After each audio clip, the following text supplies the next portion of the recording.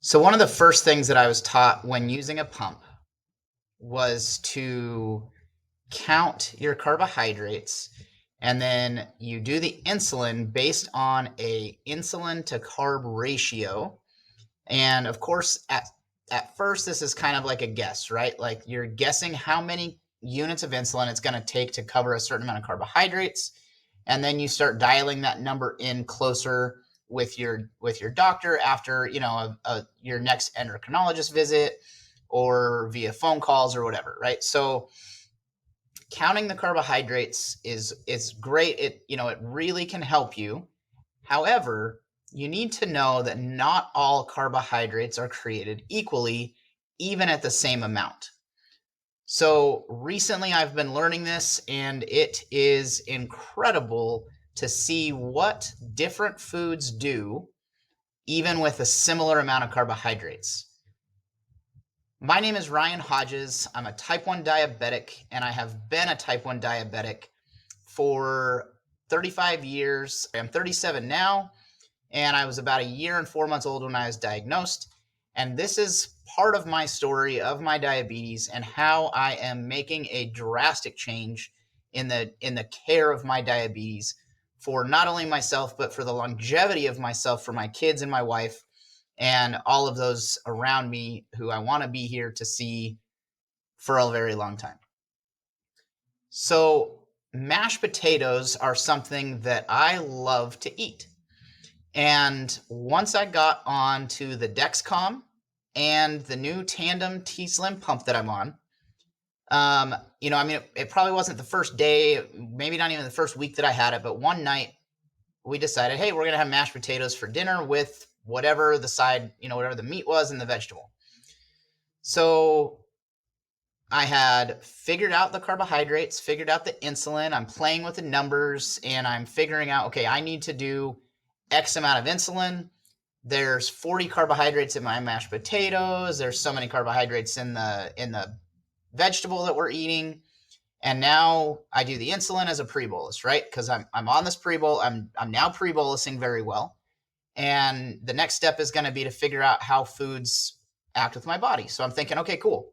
Carbohydrates are carbohydrates, right? 60 carbohydrates equals 60 carbohydrates. I just got to do the right amount of insulin for it. So 40 carbohydrates of mashed potatoes. I think it was probably corn or something. There's like 13 carbohydrates in a serving of that. So now we're at 53 carbohydrates. And then probably chicken. And there's no carbohydrates in chicken.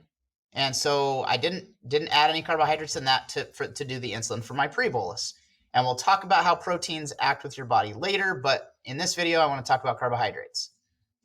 So at 53 carbohydrates, my ratio is 1:8, or at least that's what it's set at in my pump.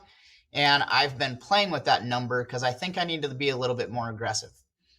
But at least it gives me a really good starting point. And then as I eat things, I can continue to tailor that number based on what I'm eating so I know exactly what to do. So I'm thinking to myself, great, I got 53 carbohydrates. I need to do just about 7 units of insulin, right? Because 54 carbohydrates, or I'm sorry, I don't know why my math isn't working right now. 48 would be 6. So yeah, 56 would be 7 units of insulin. So I do 7 units of insulin. And pre-bolus, I watch the number on the Dexcom start going down like I would like it to, because it's what's worked for me so far with the other things that I've eaten. Now, mind you, this is a month and a half ago or so that we've done this, and I'm trying to eat mashed potatoes for the first time. I eat my dinner once I saw the blood sugar going down, and then all of a sudden, my blood sugar skyrockets to like 250. Okay, so I'm like, man, what is going on? So now I'm catching my blood sugar, and I am working on getting that blood sugar to go down. And it's taken me a lot of effort to bring it down. I finally get it done. It gets caught, and now I'm running smooth again. I'm right where I should be. So I think to myself, man, okay, maybe I can't have mashed potatoes.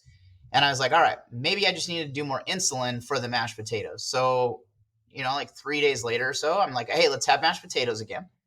and I do the insulin, but I do a little bit more this time. So for the same amount of mashed potatoes, the 40 carbohydrates for mashed potatoes that I'm eating on my plate, I instead of doing the 5 units that it would take for that, I added a unit or like 2 or 3. I can't remember exactly, but I added units of insulin plus then whatever I was eating. And I did the insulin, and still it shot straight up in the air like a half an hour later, right? And I was like, okay, man, like this is crazy. Well, then I'm listening to the Juicebox podcast, and there's an episode on the glycemic index and glycemic load. And this is the first time that I'd ever heard about this mattering when it comes to diabetes and your insulin needs. So when you Google potato glycemic index, if you eat boiled or roasted potatoes, they have the lowest glycemic index for potatoes, where they both have a glycemic index of 59. Now, anything under 50 is considered a low glycemic index, and then it gets to higher or moderate. Like moderate is like 50 to 60 or 50 to 70. I can't remember the number. And then as you get higher than that, it's a high GI number. Baked potatoes are higher at 69 on the glycemic index, and mashed potatoes and instant potatoes have the highest glycemic index of a potato at 78 and 82 respectively. So that night we were eating instant mashed potatoes. There's Idaho brand mashed potatoes. I've been eating those forever. My dad used to make them and I love them. So that's what, we eat. And they have a glycemic index of 82, meaning they affect your blood sugar very, very fast, versus a lower glycemic index where it will take a longer period of time for your blood sugar to get affected. I didn't know this, right? Now, pasta, a serving of pasta and a serving of mashed potatoes, at least the servings that I eat, are very similar in size and very similar in carbohydrate needs, right? But the glycemic index of pasta is 50. So technically it's considered a lower glycemic. It has a lesser impact on my blood sugar. Obviously 50 is way less than 82 when it comes to the mashed potatoes I was eating. And I've eaten pasta many times since I've been like really paying closer attention and taking care of my blood sugars. And I can eat pasta all day long and it doesn't affect my blood sugar because I've learned how to do it, number one. And number two, it doesn't affect your blood sugar the same way. So by being taught to just count your carbohydrates and you do the insulin based on that, it really, kind of did a disservice, because what happened all those years before, I ate mashed potatoes a lot and I always ate the instant mashed potatoes. So my blood sugar was constantly just jumping up and then slowly fading back down, or not, until I did my blood sugar later, right? Until I tested my blood sugar later. If in fact I tested my blood sugar later and was able to correct it and bring it back down.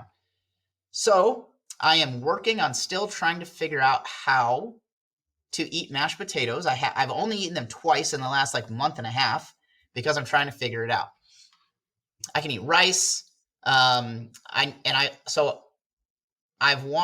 love sandwiches. I eat sandwiches all the time. And bread is one of those things that I noticed did something very similar to me that mashed potatoes did. So I started making my own bread and learning how to bake so that I can do that, so that I know, number one, I know exactly what's in the food I'm eating. I can read every ingredient in the bread that I make. But number two, I can really know exactly how many carbohydrates are in each piece of bread that I'm eating, so that I can have a better guess on the amount of insulin that I need for what I'm doing.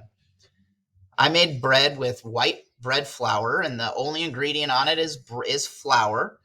And my blood sugar would jump. It didn't jump as high as mashed potatoes. It maybe went from like a solid, like my blood sugar was 90. It made me go up to like 180, and then I would come back down. Well, I just made wheat bread,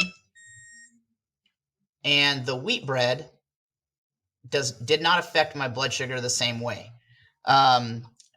You're hearing that beeping a few times going on here. My blood sugar is actually, it jumped above my threshold that I set for myself. I set my high threshold at 140, And I think that I forgot to do some insulin for protein that was in the sandwich that I ate for lunch, and so my blood sugar jumped above that 140. It's hovering right above there, but it beeps at me every, like, I don't know, 5 minutes or so to warn me. And so my blood sugar is not like crazy high or anything like that. And we'll talk more about bolusing for protein later, like I said. But that's that beeping that you're hearing right now, and so it is being taken care of. I've done insulin for it now. It's just taking a minute to come back down, and it'll be fine. But the wheat bread does not affect me the same way that the white bread did. So I will be making my bread now exclusively with wheat bread, most likely. I've made my own pasta out of just semolina flour that I bought from Italy, and that did not affect my blood sugar. I've got sourdough starter that I'm making, and I ate sourdough, and it was made out of white bread, and I don't know if the sourdough starter has anything to do with it, but it didn't affect my blood sugar quite as much as like the Italian white bread that I made myself the first time. So I'm playing with that idea. The most important thing is I know exactly what's going in. I know how the carbohydrates affect me now. I now do a lot of research when I'm thinking about eating something new that I haven't. I mean, it's nothing new. I've been eating all these things forever, but now they're new to me in the sense of I want to know what I'm eating and I care about it. And so I need to figure out what it is, right? So I look up the glycemic index of all these different foods that I like to eat and figure out what I think it's going to do to my blood sugar, so I know how to bolus for them properly. I can't stress enough that it's crazy to me to think that throughout my life, the doctors basically just said, count your carbohydrates, do the insulin for your carbohydrates. They would tell me to do an extended bolus so that some of the insulin was going in later, and so that it would help to catch that high.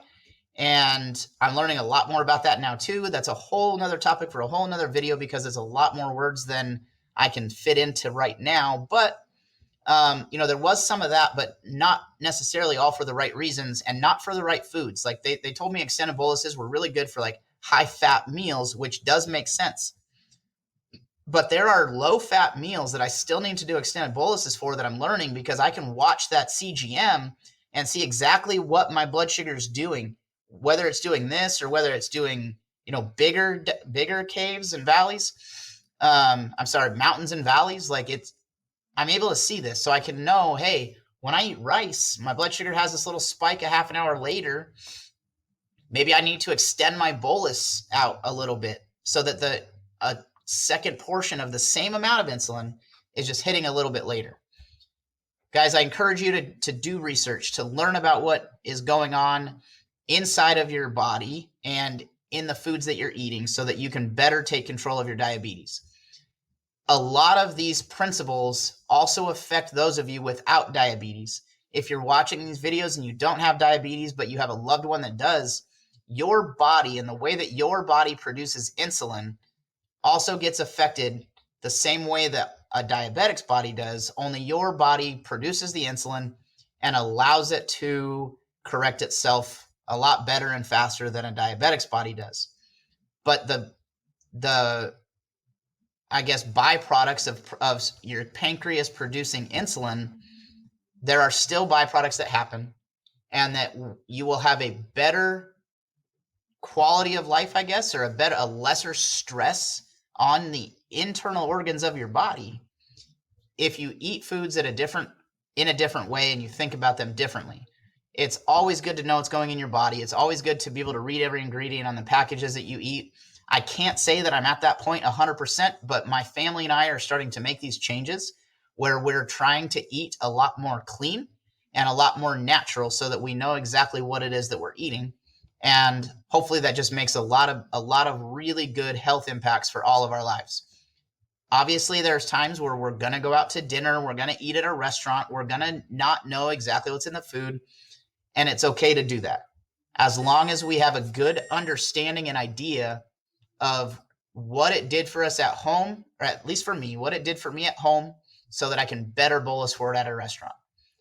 Guys, I look forward to keep talking to you. I look forward to keep growing with you in my journey with diabetes and my newfound just appreciation for what I actually am dealing with and how I'm making sure that I live the best quality life that I can. I will see you guys on the next video. Thanks. Bye.